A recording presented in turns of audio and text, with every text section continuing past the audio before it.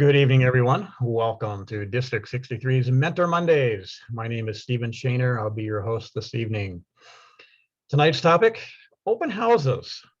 We'll do this a little bit different tonight. This is going to be an open discussion, hoping everybody will have some kind of information, some value to add, some stories to tell on some things that they've done for successful open houses so that all of us can learn and hopefully take some of these ideas back to our club and implement some successful open houses.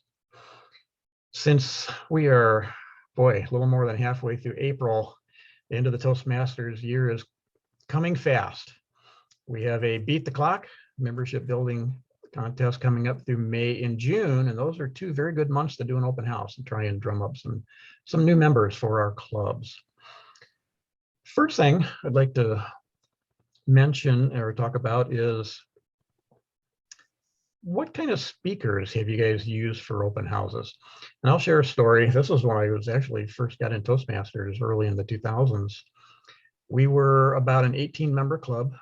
It was about the beginning of May, and we were thinking about doing an open house. And we wanted to get a speaker that would draw quite a few people in. And the suggestion was made that maybe the CEO of our company, we were about a 12,000 employee company at that time, and our CEO was very popular. She had also won many awards, national awards in the healthcare industry for the types of things she was doing, not only from a care delivery standpoint, but also from a health insurance standpoint. So she was very popular both within the company and in the community as well.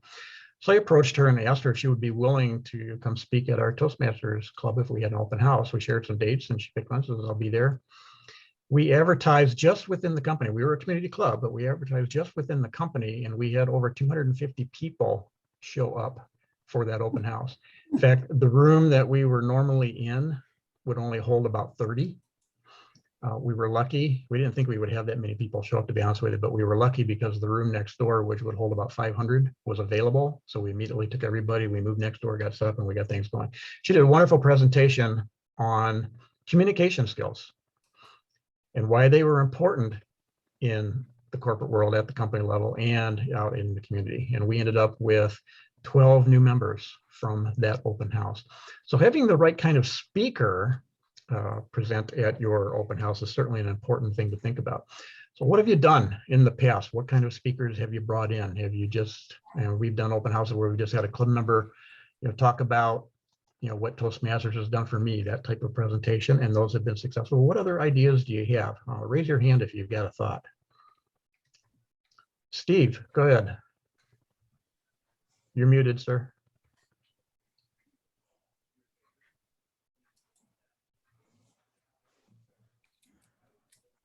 Okay, we have had open houses, and I've been in Toastmasters since '86, I think. And we had big crowds like that come, and we had contests and we had big crowds. But I don't know what changed. Toastmasters changed entirely. And now that we're online, I'm just wondering how that affects it. Did you pay that speaker to come to the conference like you would? Okay, we pay speakers to come to the conferences. Is that true? Division and district conference. We don't for the district conference? No. Those champions, we don't pay those champions to come back? No. The speakers are not paid to speak. We do cover their cost if they actually travel to the district. If we're having a physical district and we're all there at a hotel, we'll pay for their travel expenses and their food and their hotel, but we do not pay the speaker himself. Mm-hmm. I think this is an idea. Somehow we moved something in here and I missed the word. Your speaker was, what was her expertise? What was her some award she won, or why was she the person you selected? She was the CEO of our company. Oh, okay. And she was very popular for a lot of things. So she's done a lot of great things. She's retired now, but she had done a lot of great things okay, so in the area of healthcare. So, but she was popular in the community as well as in the corporation. You're telling us exactly. Yes. Yeah.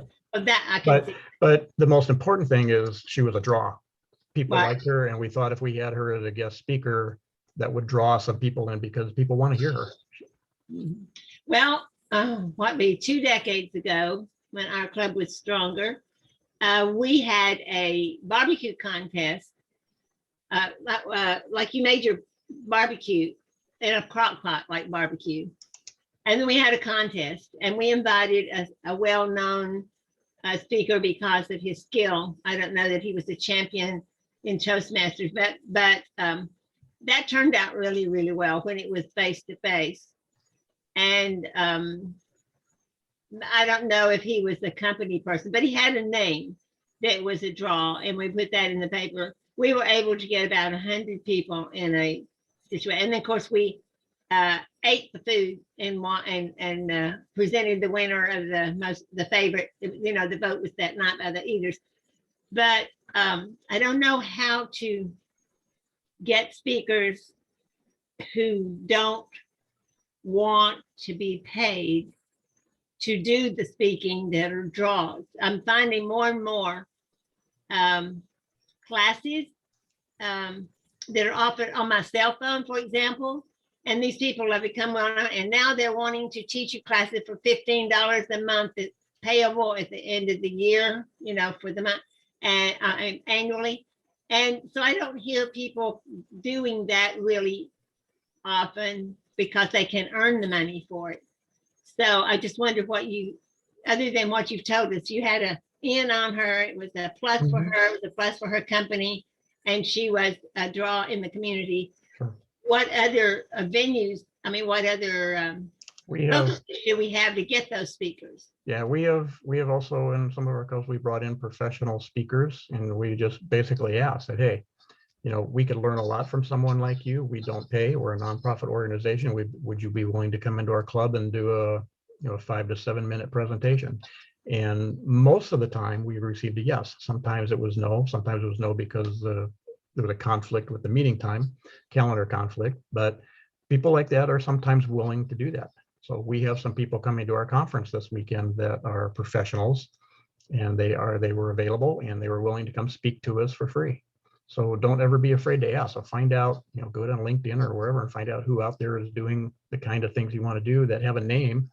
You know, if they're on LinkedIn, they got a website, people probably are aware of them. And of course, the message. What kind of message are they going to present? Make sure that's something that would be, you know, that people would want to come listen to. So let's see, Nick, you go next. Thanks, Stephen. The kind of people we have to speak at our open houses are usually pulled from our club. Maybe our area director. I don't know that we've been all that creative in my home club in regard to speakers. Usually, I guess we do it kind of like a demo meeting, like a truncated meeting. But as far as speakers, it's pulled from our club or somewhat semi-local within Toastmasters. Okay. And you've been successful that way. Yeah. Okay, excellent. All right, Stacy. It was a few years ago, and some of you may remember, we had a little boy who came from Cuba, and I think his mom may have died on the way, and he ended up being here in the United States, and his dad was trying to get him back. You remember when all that happened? Yep. And Elian immigration Gonzalez, became, was it? yes, Elian Gonzalez, yeah. Elian Gonzalez, and immigration became a big topic, hot topic at that time. And we had an immigration lawyer who was a member of our club. So we asked him to come and speak on immigration law. We ran it in the newspapers. We sent it to the TV stations and did some advertising. We had about 50 people show up. So for a community club, we thought that was excellent. And we did get 3 or 4 members out of that particular open house event. Okay, excellent. That was a great idea. So, Mr. Harwell. Hi, so my club has not officially hosted an open house, but I personally have hosted many meetings and events. And one key source that I always pull from speakers are the Miss Pageant worlds. The young ladies who they are there developing their skills socially, but also have a platform to speak up for community enrichment. And they can be reached out through universities or pageant systems. There's a whole network, and it's easily Googled, that their contact information where they would come on a Zoom call and talk about their platform to be more informative of social justice issues or community enrichment in their area. Okay, so you're looking at those topics and those type of things. Excellent idea. So thank you for sharing. Dean? I think one of the big things that people overlook is not as much what to do, but what not to do. Too often, I think people use the open house as just another meeting, just another event, and they only have one, maybe two speakers. They're going to do their regular table topics. They don't have a plan. So the number one, start with the plan, I think is really critical, and start with enough time that you can actually put together a decent event. I've just got off of an open house tonight for the Nashville Toastmasters. Now they did a good job. They had a couple of speakers, a couple of people doing table topics. But it doesn't take that much, really, I think, to your point of reaching out and asking other people from other clubs to come and support you.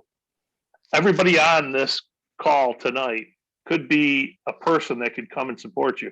It is far better to have 20 people on a call than 6. If you're having an open house, make it a big event. Go out and then publish it. Don't hide it. I always harp on that, is that we act like we're hiding behind this curtain. Don't tell anybody, it's a secret. Just let everybody know that it's going on and invite people. That's the best way to get people interested, get people excited. Then if you can reach out and get a speaker, and there are a lot of speakers that will do it, that if you just ask them, they'll do it because they see it as an opportunity that every one of us has probably 20 to 50 to 70 to 100 or more connections within our group. So you multiply that times the number of people that are there. And if they're trying to get paid speaking gigs, it's of interest to them. If you see it, you like it, you pass it on to your boss of your company, that is of value to you. Believe me, a lot of speakers will do it, a free event, and maybe they sell some books there. They bring their books along, and if you want to buy one, it's $30. There's a lot of other reasons for them to monetize their event. So don't overlook and say, well, that person would never come here. Don't dismiss that too quickly. There's opportunities there. So please make sure that you've exhausted those. Yeah. And on that note, when we do have the world champions and those people come into the districts, we do allow them to sell their books or advertise their programs and those types of things. So they have that opportunity to make a little bit of income on their speaking gigs at the district levels as well. So if I could add one thing to that real quick, Darren LaCroix, when he came in last year for the district conference, year before, not last year, year before, he offered to go to clubs and speak. So he was offering, he says, I'm going to be in town anyways. So go ahead and set me up for other places to go. So they are open. So don't dismiss that. Yeah. Thank you, sir. You bet. Lee, go ahead.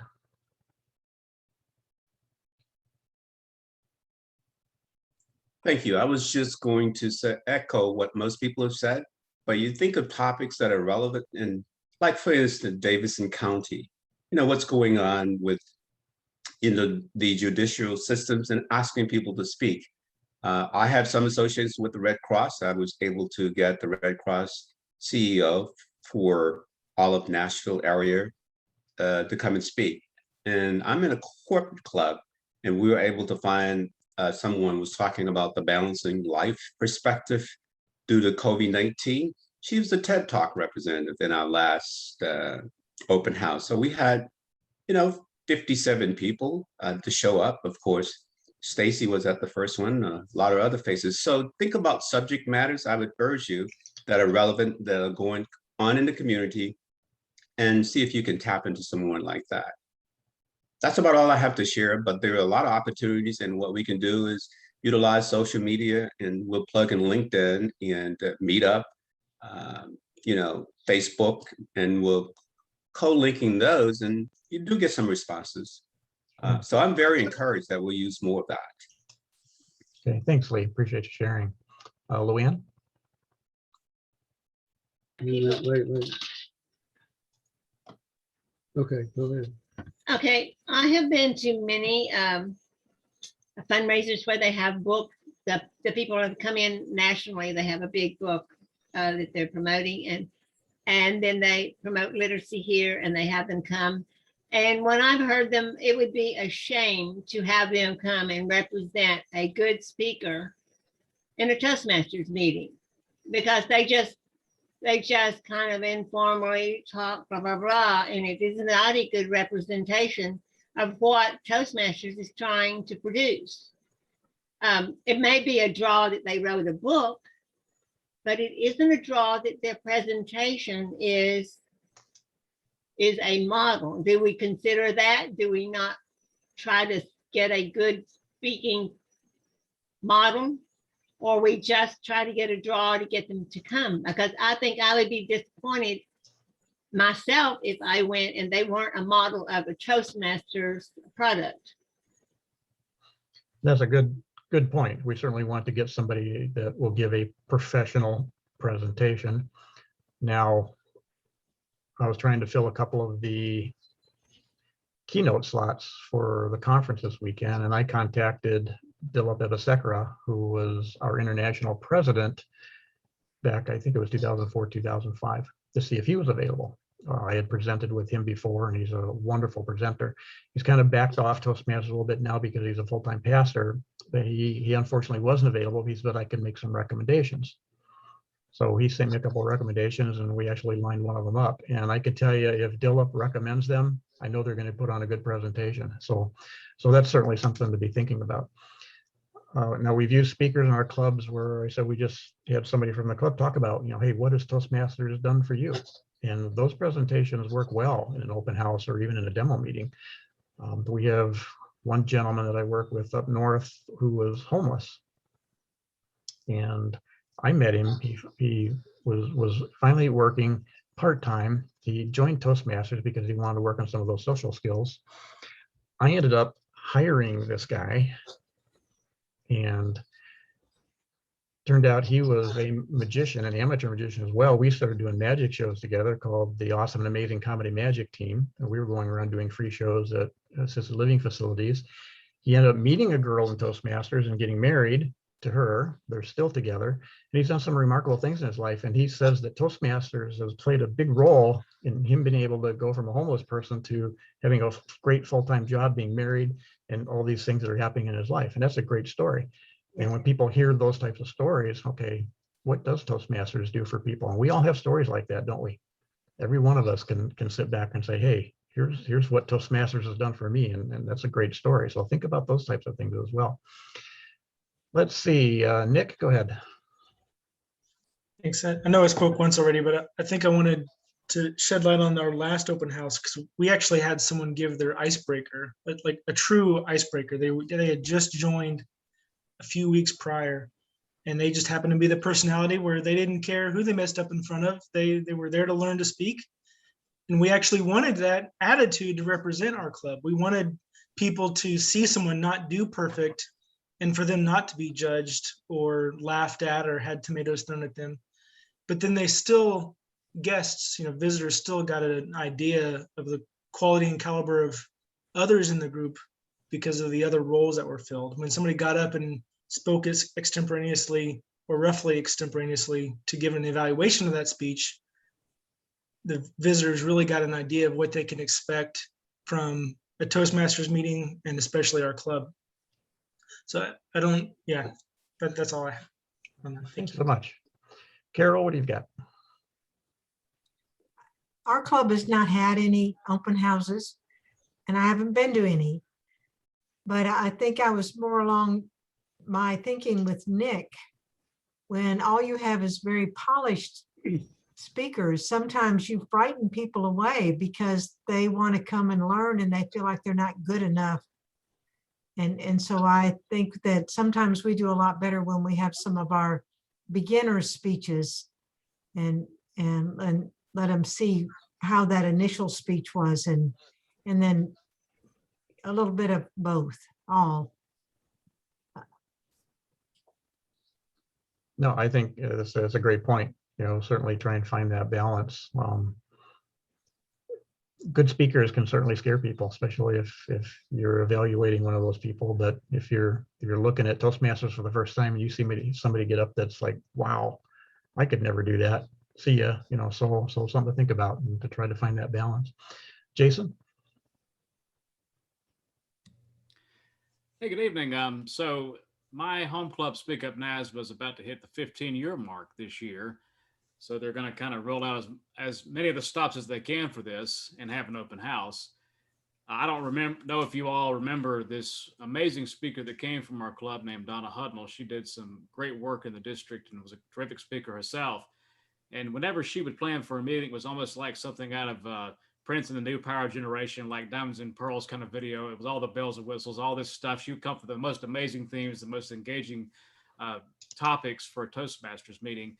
But they had a pretty good idea this year, I think, with the open house, is they're going to try to bring back some of the old school talent, some people that are former members of the club, some of the leadership within NASBA, the sponsoring company itself, and really try to bring together this cornucopia of some of the best speakers and leaders that have been a part of Speak Up NASBA over the years. And they're hoping to kind of reignite interest in the club, both within NASBA and without. So I'm actually a member of a corporate club, but it's an open club. So I've never worked for NASBA, but I'm a part of it. So it's an interesting approach, and I've never heard of a club doing that before. I'm sure it's been done, but I think it's cool to think about trying to bring together as much of the talent as you can, show people what Toastmasters produces, show people the great speakers and leaders that have come from this club. This is what you can be, or even better, plug in, engage yourself, and get what you can out of it, because you can't beat it. Thanks. All right, thanks for the input. So real quick, publishing. So we've got our plan. We've got everything lined up, but how do we get people to come to an open house? Well, we certainly have all the social media stuff out there that is available to us. Our club website should certainly be advertising. Toastmasters put out a great book called Let the World Know. You can download it from Toastmasters, and it's a public relations Bible. I mean, it's got sample press releases in it. It tells you how to do the open houses, do press releases, all those kinds of things. There's a lot of really valuable information in that book. I'm going to share my screen here for a sec. Let's go here. So from the Toastmasters website, if you go to resources and the brand portal, there's a lot of really good resources out here for marketing. So if you go to marketing resources, and it would be marketing and file type, I'm going to go to flyer, search. And if you scroll down, there are open house flyers that are already made up. Okay, so here's one. You just fill in the information, print them off. Here's a open house flyer female, open house flyer male. So there are all kinds of things out there already available to you, so you don't have to recreate the world. And one of our open houses, it was a little bit different looking flyer, but we filled it out and we printed out about 100 copies of it. And several of us in downtown Duluth, Minnesota, we hit the high-rise office buildings and we went floor to floor, and we walked into every company and basically said, hey, do you mind if we post this in your office here? And almost all of them said, yeah, no problem. So right at the reception desk, they let us tape that flyer right up there. And we did get quite a few responses from that. So just by doing those flyers, that is a great way. And print some out and give every member of your club 20 of them and say, hey, distribute these. And let the members of your club get them out to people that they think might be interested in attending an open house too. Now, virtually, it's probably a little hard to go walking through office buildings right now and posting flyers. But again, we've got some great social media type options out there. So what kinds of things have you done to publish your open houses?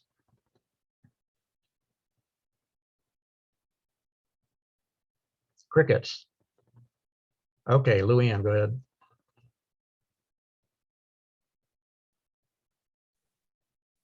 Okay.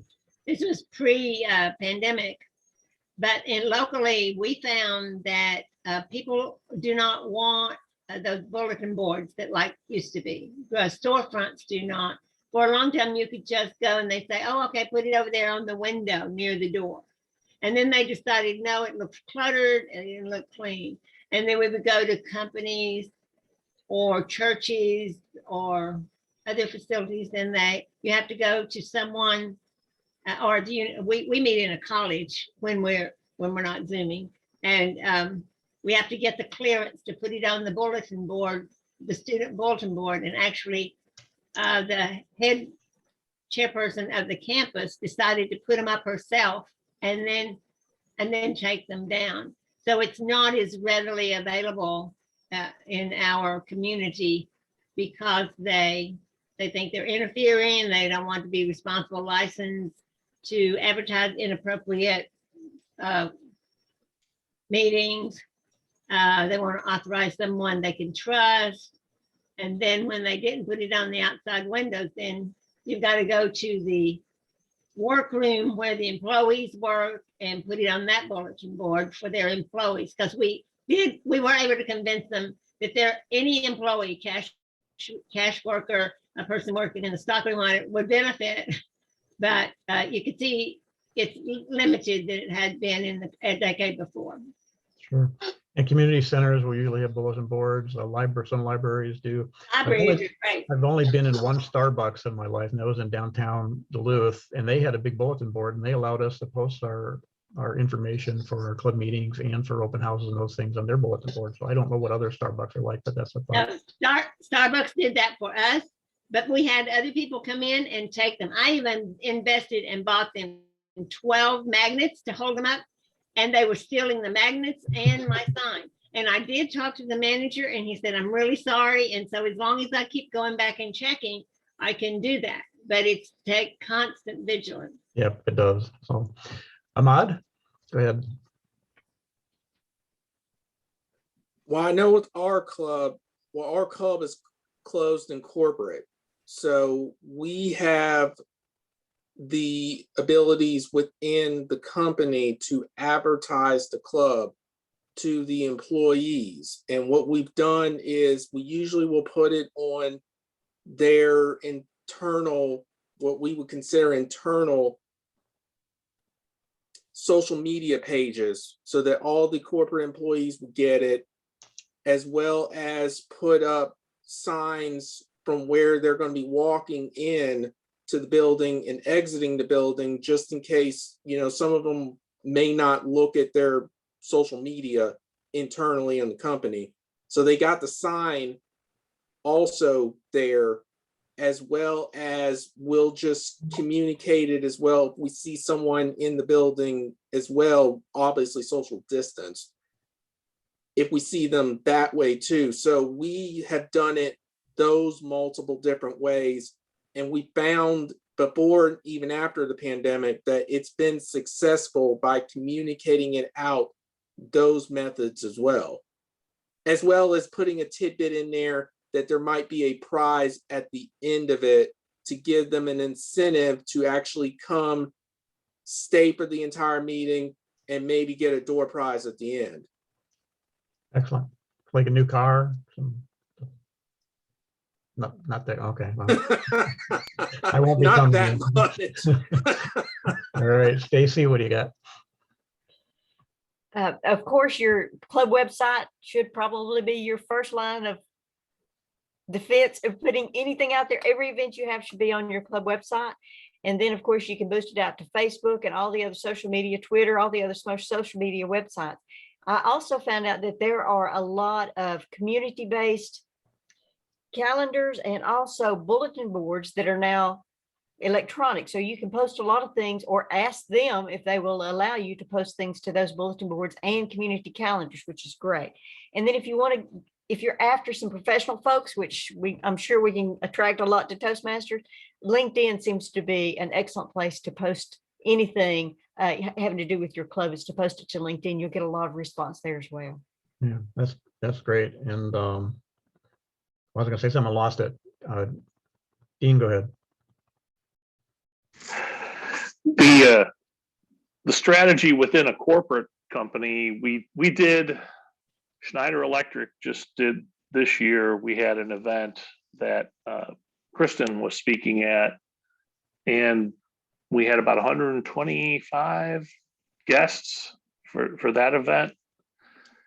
The big thing I feel isn't just the name or a person, it's something specific. What is it that you're getting from it? What is the speech about? If you just tell them, let's be honest, half of us that speak or do anything, our names aren't going to draw anybody. we don't have that cachet. We're not going to pull people in. But if you have a topic that's, I think Kristen's was on transition or change, adapting to change or adapting to transition. And that is a topic that's a very important topic. So if you have somebody that can talk on that topic will be enough to bring people in. And I really feel like using that type of a tool within a corporation type of a club, and even an open club, a community club can also benefit from that. There's people in there that are going through changes. Last year, pretty big change. So a lot of people that were needing and wanting some kind of an element there of how do you adjust to this? How do you adapt to it? So I think if you have the right topic, you can draw people in too. So if you just, but you have to move that information out. Use, now Schneider did it through their corporate communication system. They also did it through Teams, and I think they use Slack too, I think is one of them, or a few of the other ones. But if you're using those, that can help you get your message out. And of course, we do have within District 63, we have the Meetup app for some of the clubs. Just utilizing that better is important, and use your social media. Yeah. I'd like to just jump in real quick. You should have one source of truth, and that should be your website. And that's where you always want to have your people come to, is your website. So when you're doing social media things, and corporations practice this all the time, when you're doing social media stuff, get them to your website. Okay, so your club website should be your source of truth. If you're doing something on Facebook, get them to your website. Doing something in LinkedIn, get them to your website. And that's where you want to focus your social media activities. It's very important. But you got to have that source of truth, and that means your club website needs to be up to date. There's just too much information out there on social media that isn't correct. You know what I mean? It gets put out there, it's not correct, there's misleading information. So get them to your website, because that's where they'll find the truth. Paul, you were raising your hand, I believe. I found from experience that meeting people where they are is the most successful avenue that you can take. Two quick examples. Central Communicators recently had an event at a restaurant bar, and it was advertised in a unique way. We happen to have someone that professionally does advertising and printing. She came up with a nice flyer, and the event was at 6:30 in the evening on a Tuesday. So we had groups of people going several days around that same time, introducing themselves to people and telling about the event. That was successful. This, we did not have a special speaker. Well, I think he's special. Flash Black spoke, but no one knew who Flash Black was. But we used a different approach on that particular one. That is just an introduction to Toastmasters. We had not a full-fledged demo meeting, but we spent a lot of time on table topics, and people seem to like it because they've shown up to meetings, and we're going to have 3 people that join. The other thing that we did back when we started the Morning Cup in Maryville, we knew we were going to start with a speech craft, and we did the same thing. Myself and a couple other people on the team would go there with John Clark, the owner's approval, and we would go around very politely and let people know that this event was going to happen. We chose the time, 7:30 in the morning, when people would be in the coffee shop with better hopes. And because of that, we connected with Regina Jennings, who had a networking group, and she said she was going to bring the whole networking group. And I thought, yeah, right. She did. We had to scramble to get enough speechcraft material, and every person except for one person joined our Toastmasters Club. So it's important, yeah, put the word out there, put it on social media, do whatever you have to do, but the one-on-one contacts are the very thing that are going to get people in the door. That's all I have. All right, thanks, Paul. Nick, go ahead real quick. Thanks. I like that we sometimes tap into the wisdom and the creativity of the crowd or the club. What we did was under the refreshments line item in our budget, we created an incentive for our club members so that basically any one member of the executive committee would hand deliver a Chick-fil-A breakfast or breakfast of their choosing to the in-person meeting. This was before the pandemic. And we had two prizes. One was for the person who got the most people to come, just because we want to incentivize that, of course. But then the other was if you got at least one per guest to come, then you'd be entered into a raffle for the other breakfast prize. So that way you had everybody at least had a chance. If you could get one person to come, even if it's your mom, even that would count, and you would maybe get a breakfast hand delivered to you on a club meeting day of your choice. We meet in the mornings, so in your case maybe it's evenings or whatever. Dinner. All right, thank you. Okay, let's switch gears here a little bit. Let's talk about meeting format a little bit. We talk about doing a truncated meeting. In the ones I've done in the past, the same way I've pretty much done demo meetings. The Toastmaster would start the meeting, maybe give a little bit of the history of Toastmasters, what it is we're trying to accomplish, give them an idea of what they're going to see. You're going to see people practicing their communication skills. You're going to see people practicing listening skills. You're going to see people giving effective feedback. Talk about that a little bit. Have a speaker. Have maybe 3-4 table topics. Pick on a couple of experienced Toastmasters first, okay, and then invite people that are non-Toastmasters to participate table topics as well. We generally don't have a grammarian counter. We do have a timer.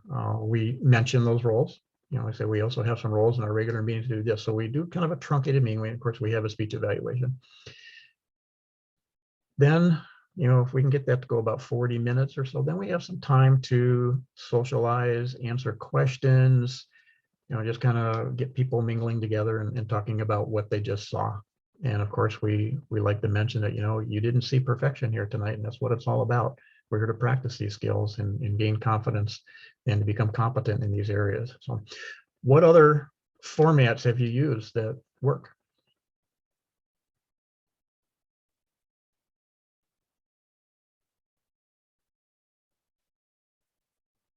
Go ahead, Dean. We're doing the Speechcraft now with Society of Manufacturing Engineers, and it's a fairly shortened length of a meeting, and we actually have multiple breakout sessions where everybody breaks out into different rooms so they can do their speeches in the same time. That can be used for a lot of different ways. Maybe you've got a bunch of speakers that have already finished their level 5 and they're starting over. You could have, even for the whole district, you could have a meeting like that, and you can do that with your club. Okay, we got 4 or 5 people starting over a new level 1. Let's do a Speechcraft and bring in a couple of new speakers to engage with that also. So as you have new members coming in, you can kind of blend that in with the same kind of engagement. So that you got a experienced Toastmaster that understands what it's doing, that can kind of mentor them along as they're working it. That's one option. Another thing too that I think works very well, kind of to Paul's, because I was at that meeting with Flash. The key to me is having people there. It's very difficult to do on Zoom, but to do it in person where experienced members engage with new members sitting at the same table. They already understand the elements. You have people that are DTMs all there that can talk the talk with new members. It's very difficult to do that in Zoom. It's a very complicated situation there to try and sit down with 4 new guests and try and have a conversation in the middle of this. It's very difficult to kind of make that happen. But it does work very well in person. So as we get back into that, that's a great tool. And as Paul mentioned, it worked very well at that meeting at the Brew. What was it? Up Union Place? Union Place. Yeah. It was at Union Place, and it worked very well. We had 3 or 4 people there that were guests. maybe even five, I think 5 people that were there as guests. And as Paul mentioned, there's several of them were really interested after they got the engagement. Will did a heck of a job. He went out and walked through the bar and he's talking to people, handing out the flyers in the bar. Hey, why don't you come over and check it out? So he was doing a good job. And so I guess At the Place is a really good place to network at the event. So that worked really well. But I think that there's new options we have to look at. We can't get stuck in just doing, hey, this doesn't work. Okay, well, it didn't work. Let's move on to a new idea. That's a great thought. There's no set way to do these, but don't be afraid to jump in and do something that may not be perfect, but learn from it and then do another one and learn from that one, and but get to where you're consistently doing a couple of these a year. And I think you'll be drawing in new members on a regular basis from doing that, and you'll get to where you're really good at, and you'll find out what works for your club. You know, it may be something that's completely different than what we might do for my club. So, but the thing is, do them and you will eventually find success. So, Stacy? One of the things that you might do is not necessarily think guest speaker, but think theme. So take advantage of all the holidays that are out there. We had a club once that had a leprechaun meeting or a St. Patrick's Day meeting, and it was Blarney Stone. Bring your best lie with you. And we had visitors who came. They just saw it in the paper. They were visiting Chattanooga. They came and brought some big story that they had to tell. Anything like that. Halloween, we always do a big scary story at Halloween. So bring your best scary story and everybody just shares stories. So it could be something like that as opposed to a guest speaker type of thing. Great ideas. Great ideas. Absolutely. As I say, there's no set way to do this. Find out what works. Nick, go ahead. Just wanted to play off of something Dean said, where, you know, having that strategy of dispersing seasoned Toastmasters at different tables to make sure that someone's there to greet the guests, but not being able to do that virtually. I think what you might be able to do is divvy up based off of name, because every teleconferencing software has a list of participants alphabetically. So then you could just dole out, okay, I'll take A through F. Any guests who come on, you know, listed A through F, you know, you take G through J or whatever. That's something similar that might be good even in our regular meetings, come to think of it, to alleviate a VPM if you've got a lot of guests that day. My original club, they actually assign a role for every one of their meetings called a greeter. And the greeter's responsibility is to, of course, everybody greets the guests, but they actually sit with those guests and kind of explain what's going on throughout the meeting. Because sometimes the VP of membership might be busy. They might be Toastmaster for the meeting and they're getting things organized, or they might be a speaker for the meeting. So the VP of membership may not be always available to sit with those guests. So they actually assign, I think they assign 2 greeters for each of their meetings, and it's a role they fill with their members every single week in their meeting. So something to think about. And that's a great idea. So let's see if anybody has any questions.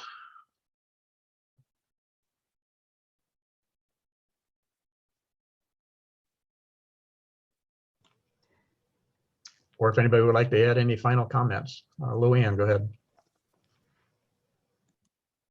Sounds like you're old enough, at least, going by just profiling here. And I'm going to be 80 in a month or so, to help you feel comfortable if you're older or younger. But I'm just wondering, do you think that the draw for this kind of organization is as strong as it has been? It seemed to me when I joined, you could announce something like this and maybe 50 people would show up. And even especially the speech contest, that we filled a total auditorium in the round in one of the campuses. But it's just like pulling taffy to get it done now. Oh, I don't know how long you've been in Toastmasters, but what has been your material to evaluate that in order to compare the times?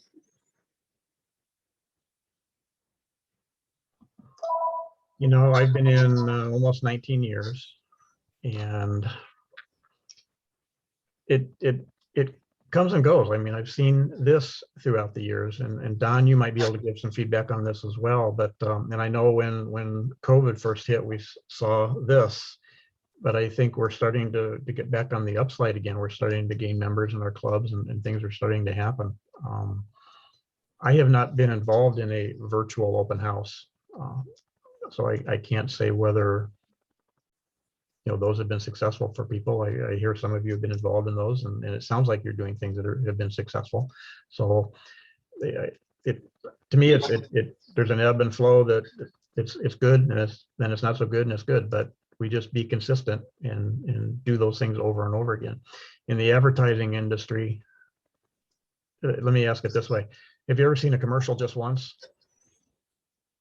Can you think of a commercial you've probably seen 200 or 300 times over and over and over again? So in the advertising world, it's being consistent.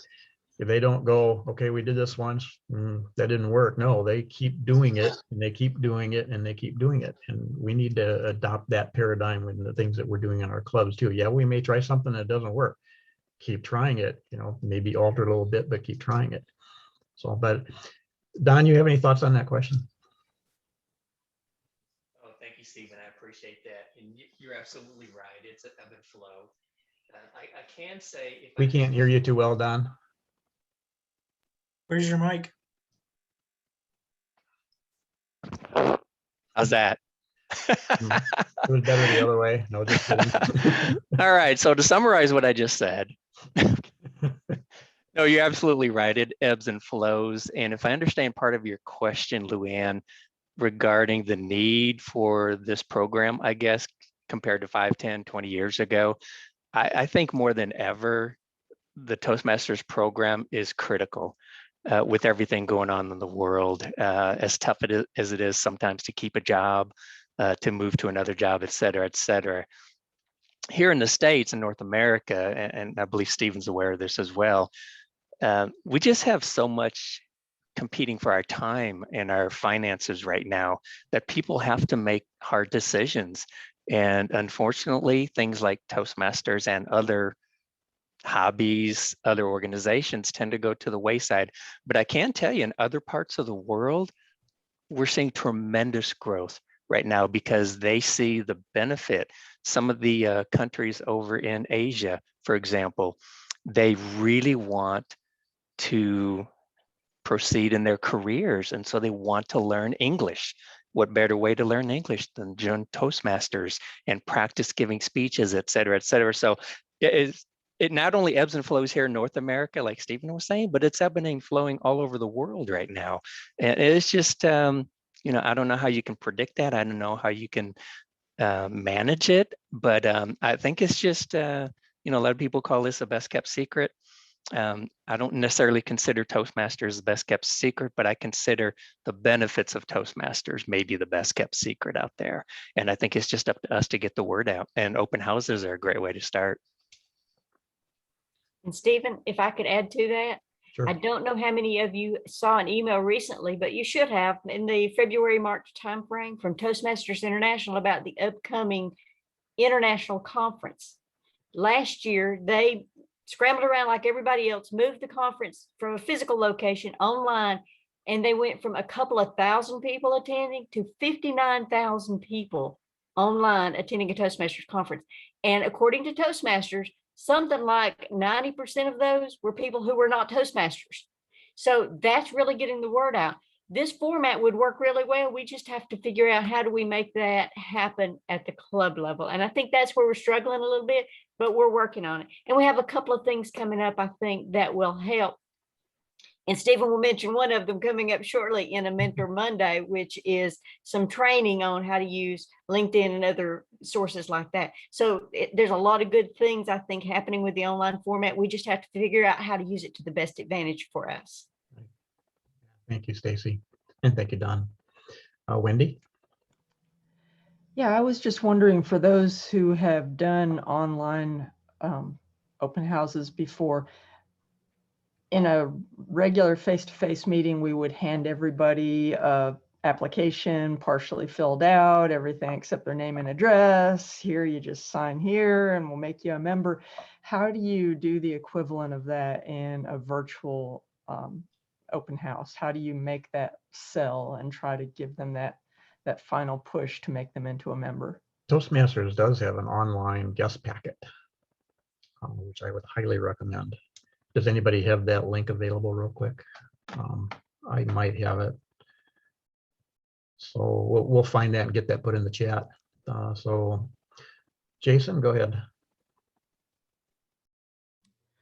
Well, to kind of steal a little bit of Don's thunder, although he spoke about it first, in a way, we are a little bit of a best kept secret, because what I'm finding when I reach out to people about our organization through different channels is that they've heard about it. They just don't know how to get involved. They don't know where to plug in. So once we get them plugged in, buddy boy, they're ready to roll. And especially when they start to see the energy and the excitement that we project, because we're really into this, obviously. But at the same time, they begin to understand how they can develop as leaders and as speakers, and think about how we parlay this more into the digital age. I'm finding that even with Pathways, as difficult as it was to transition to it, it's beginning to be a good way to sell the organization, because it's virtual, because it's online, because everything can be done on the cloud, right? So there's a lot here that we can leverage.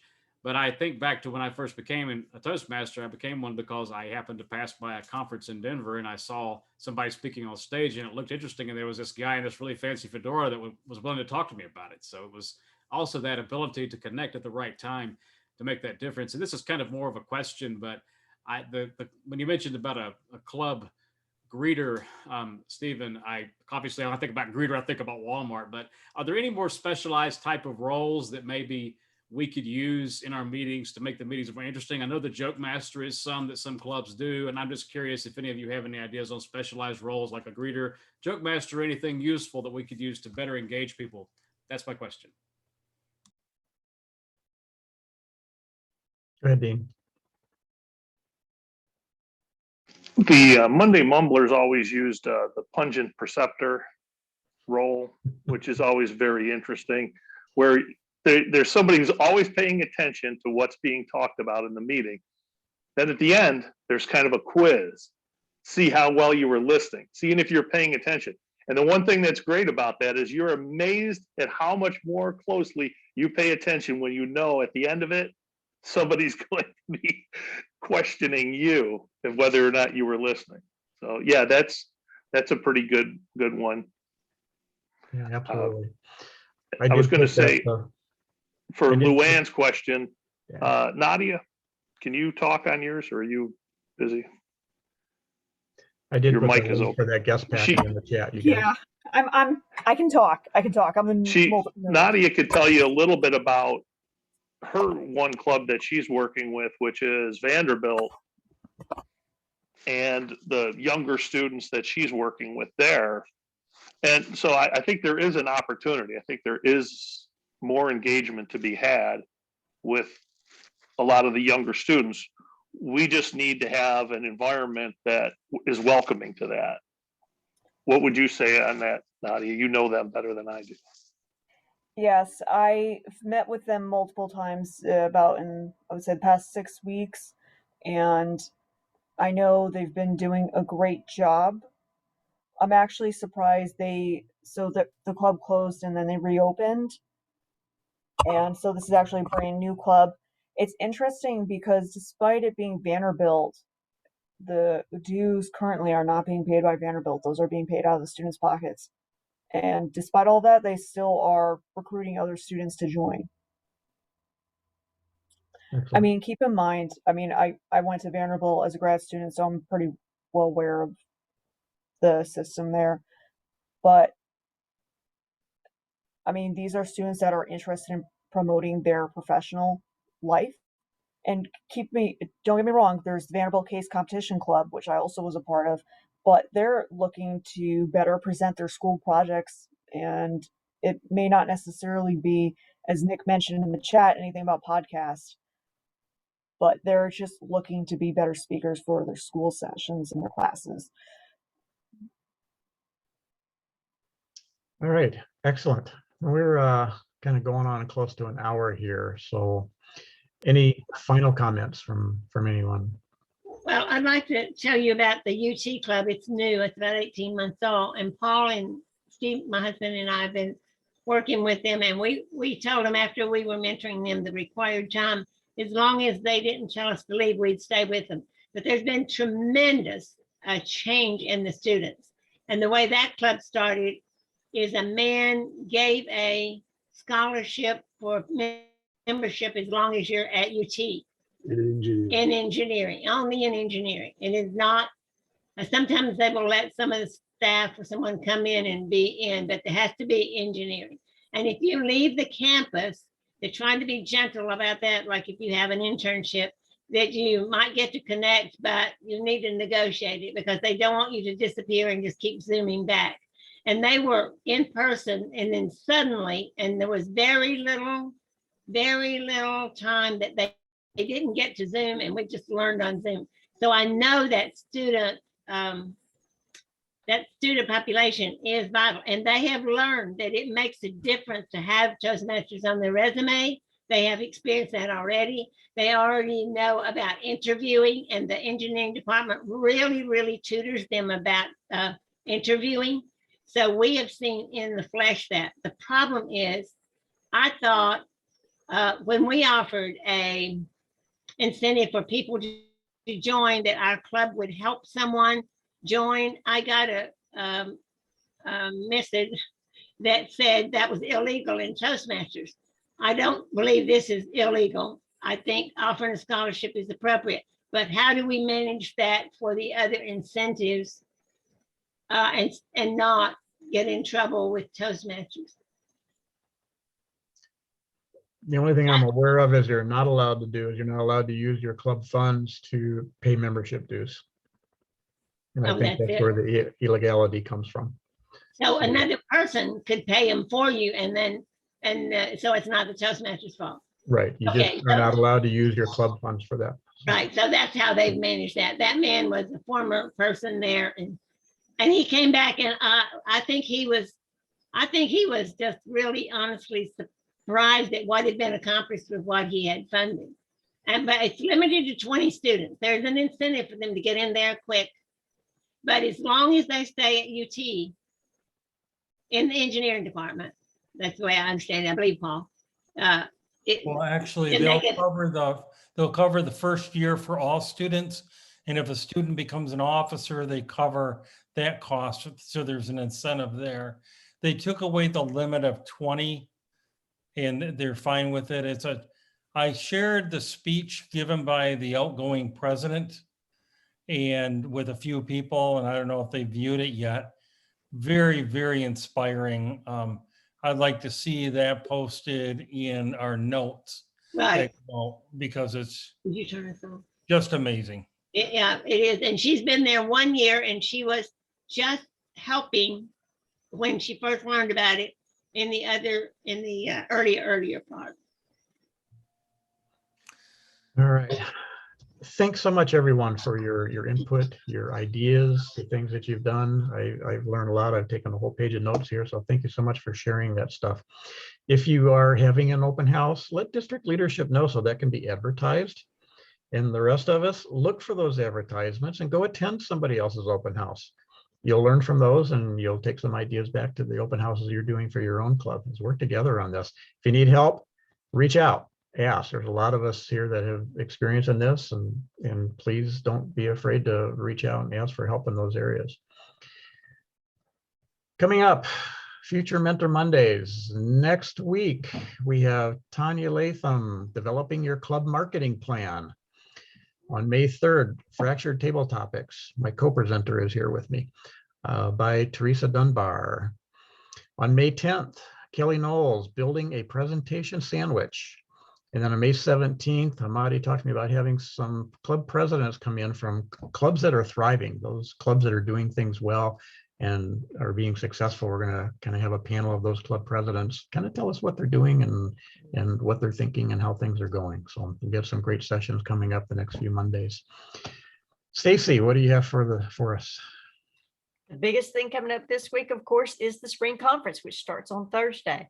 Thursday night, Friday night, and all day Saturday. We have a lot of events. Several of the folks who are working on the spring conference are here on this call, and they've done a fantastic job so far.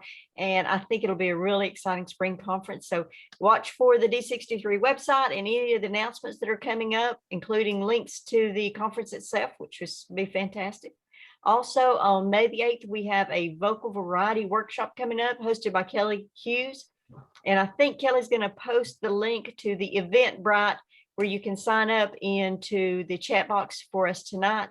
That will be out there, and we hope that'll be a great success too. Thank you, Stephen. All right, Marty. Well, thank you, Stephen, for presenting on open houses. Toastmasters, stir up the excitement. Be creative. You know, it's your club, own it. So be a pioneer in our virtual world, and we will learn from you guys. So just take that show and tell approach to growing your club and our district. So an open house should engage the entire club. So there should be a role for everyone in the club for an open house. So I hope to see everyone at the conference. For all of those who believe in free speech, there will be plenty of them at the conference. Thank you, Stephen. Thanks, Marty. Kristen, what do you have for us? Hi, everybody. What a great session tonight on open houses. I love to go to open houses. I remember back in Texas when everything was opened up, and going to open houses was such a big deal, and especially the food, the fun, and the fellowship. I hope we see a lot more. So I took a look at the dashboard today. Right now, we've got 62 clubs that are in good standing. We've got quite a few that are under 8 members. Reach out to your clubs, all of your area directors, all your division directors. Let them know that if they want to vote this weekend at the conference, they have to have at least 8 paid members. We have numerous clubs that have 7, some that have 5. So it's critical, if they're going to be coming to the conference, that they have 8 members so they can vote. Otherwise, we've got all of our clubs chartered. We had a great demo meeting last week. I hope to see something come out of it. And if you have any club leads, send them on over. Back to you, Stephen. I was speaking to a couple of firemen over in Lafayette last week, and they happened to mention something about Toastmasters, and they were both like, well, what is Toastmasters? So I gave them a brief description of Toastmasters, and they both looked at me, and almost at the same time, the same words came out of their mouth. And the words were, boy, does this community need that. So there's some opportunities over in Lafayette, and I'll be pursuing those. Stay tuned. Anything else for the good of the district? Anyone? Stephen, I have a question for Nadia that I think might benefit everybody. Nadia, I believe the Vanderbilt Club is having a special event Wednesday night. Is that true? Do you know about that maybe, or anybody know about that? I do not know, but I promise you I will email them tonight. I'll email them tonight and get confirmation. I haven't heard from them in 2 or 3 weeks, so I will check. Okay, yeah, I think they were having some kind of maybe a roundtable discussion about Toastmasters. The reason I'm asking is it's on my calendar. I think I'm participating, but I don't know all the details just yet. Okay. Dawn, I think you're right.